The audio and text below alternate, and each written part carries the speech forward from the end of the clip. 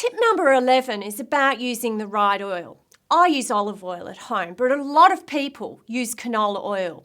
There's grapeseed, rice bran oil and canola type oils. For my Asian cooking, I prefer to use peanut oil. It's designed to be heated to higher temperatures, and in a thin piece of cooking equipment like a wok, peanut oil copes really well to be heated to those high temperatures. Now, if you're watching your weight, you'd probably want to be watching how much oil you add to your foods and how you cook some of your food items. Rather than deep frying, putting a small amount of oil in the pan is a much better idea. There are also spray oils that we can use when we're roasting our vegetables. So you just put a light film of oil over the top, rather than dousing your vegetables with a whole lot of oil that is taken on board by the food.